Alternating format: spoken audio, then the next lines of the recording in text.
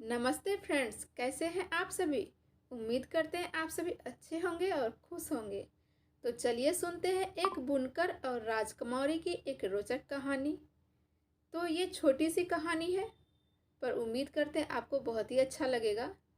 तो फ्रेंड्स, जो भी हमारे चैनल पे न्यू फ्रेंड्स आते हैं पहली बार, तो चैनल को सब्सक्राइब करके ऑल बटन प्रेस कर लीजिए, ताकि मेरे हर एक वीडियो का नोटिफिकेशन आपको सबसे पहले मिल सके। और अगर आपको वीडियो थोड़ा भी अच्छा लगे तो इसे लाइक, कमेंट और शेयर भी कर दीजिएगा। तो चलिए सुनते हैं। एक बुनकर और उसका दोस्त बढ़ई विशाल नगर के हलचल भरे शहर में रहते थे। एक शाम दोनों दोस्त एक कप चाय पीने के लिए बाहर गए। सड़क पर एक सुंदर गाड़ी चल रही थी।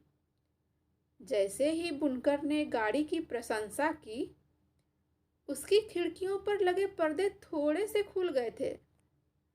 जुलाहे की नजर अंदर बैठे व्यक्ति पर पड़ी। वह अब तक देखी गई सबसे खूबसूरत लड़की थी। उसे तुरंत ही प्यार हो गया उससे। क्या आप जानते हैं कि वह गाड़ी किसकी है? जुलाहे ने अपने मित्र से पूछा। बेशक बेशक, मैंने वह गाड़ी राजा के लिए बनाई थी।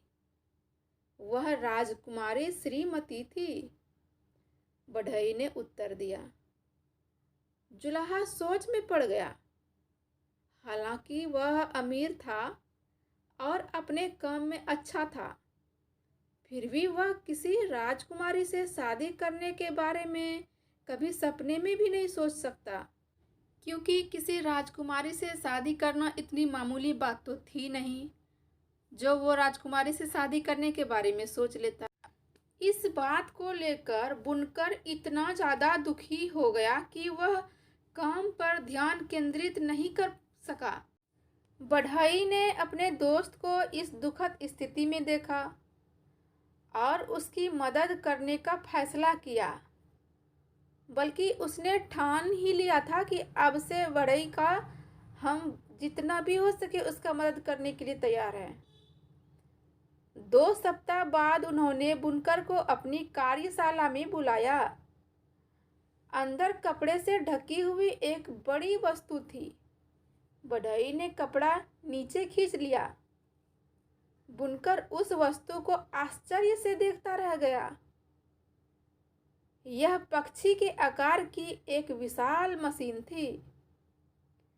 सिर्फ कोई पक्षी नहीं, बल्कि एक बाज। बढ़ई ने बाज के पेट पर एक छोटा सा बटन दबाया। एक पंख धीरे धीरे नीचे झुक गया।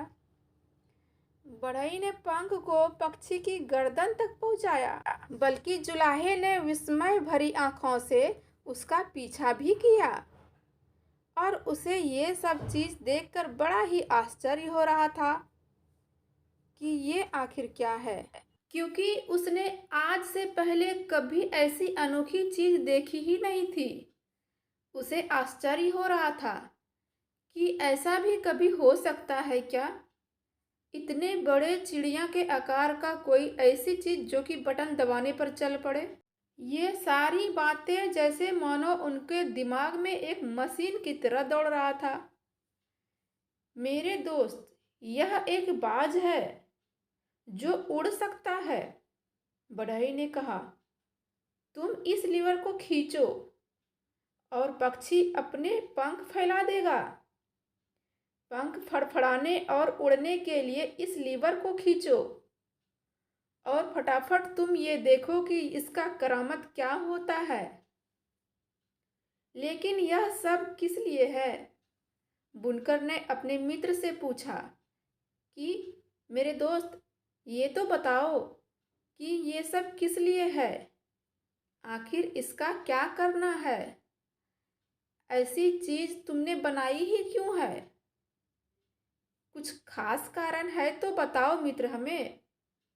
यह बाज बिल्कुल भगवान विष्णु की सवारी गरुड़ जैसा दिखता है। आप भगवान विष्णु के रूप में तैयार हो सकते हैं और इस पक्षी को राजकुमारी श्रीमती की बालकनी में उड़ा सकते हैं। एक जुलाहा किसी राजकुमारी से विवाह नहीं कर सकता, लेकिन निश्चित रूप से भगवान ऐसा कर सकता है। बढ़ई ने मुस्कुराते हुए उत्तर दिया। बुनकर ने अपने मित्र को धन्यवाद दिया। अगली ही रात जुलाहा भगवान विष्णु का रूप धारण कर यांत्रिक बाज पर सवार होकर राजकुमारी की बालकनी में उड़ गया। वह एक खूबसूरत रात थी। चांद पूर्ण था। राजकुमारी बालकनी में खड़ी थी, उसकी सुंदरता को निहार रही थी। उसे हवा का एक झोंका महसूस हुआ। चील धीरे धीरे से उसके पीछे उतरी। राजकुमारी मुड़ी और एक विशाल पक्षी को देखकर बहुत ही ज्यादा चौंक गई। उसे भी आश्चर्य हो रहा था कि ये भला क्या चीज है। आज से पहले हमने ऐसी चीज नहीं देखी। वह पक्षी परिचित लग रहा था। उसने सोचा, रुको रुको, वह भगवान विष्णु के पक्षी गरुड़ जैसा दिखता है। उसी क्षण वामपथ नीचे गिर गया। पंख के नीचे स्वयं भगवान विष्णु चल रहे थे। राजकुमारी श्रीमती बेहोश हो गई। जब उसने अपनी आंखें खोली तो वह बुनकर की आंखों में देख रही थी, जो चिंता से उसकी ओर देख रहा था। उसे बड़ा आश्चर्य हो रहा था। श्रीमती मुस्कुराते हुए तेजी से अपने पैरों पर खड़ी हुई और भगवान विष्णु को प्रणाम किया, सत सत नमन किया। मेरे नाथ, हे मेरे प्रभु, तुम्हें हमारे राज्य में देखकर बहुत खुशी हुई। ऐसी क्या चीज है जो तुम्हारे हमारे राज्य के तरफ खींच लाई है? जुलाहे ने उत्तर दिया, राजकुमारी, वह आप ही हो जो मुझे इस राज्य में लाई है। बुनकर के बात जारी रखने पर श्रीमती शर्मा गई। राजकुमारी, मुझे तुमसे प्यार हो गया है और मैं तुमसे शादी करना चाहता हूँ। कृपया करके आप मेरा प्रस्ताव स्वीकार करो। क्या आप मेरा प्रस्ताव स्वीकार नहीं करोगी? श्रीमती ने कुछ भी नहीं कहा, बस सिर हिला दिया और चुपचाप खड़ी रही। प्यार हो गया है और मैं तुमसे शादी करना चाहता हूँ, मेरा प्रस्ताव स्वीकार करो। श्रीमती ने कुछ नहीं कहा, बस सिर हिला दिया। उसी रात जुलाहे और राजकुमारी का विवाह हो गया। उस दिन के बाद से जुलाहा हर रात अपनी चिड़ियों पर भगवान विष्णु का वेश बनाकर आता था। युवा जोड़े ने एक साथ काफी समय बिताया और धीरे धीरे एक दूसरे को जानने लगे थे। इस प्रकार विशाल नगर में पहली बार एक जुलाहे ने एक राजकुमारी से विवाह किया। यह उसका रहस्य था। दुर्भाग्यवश यह रहस्य जल्दी से उजागर भी होने लगा था। तो दोस्तों, आज की यह कहानी आप सबको कैसी लगी? अच्छी लगी हो तो लाइक, कमेंट, शेयर और सब्सक्राइब जरूर कीजिएगा। फिर मिलते हैं एक नए वीडियो के साथ। हर हर महादेव।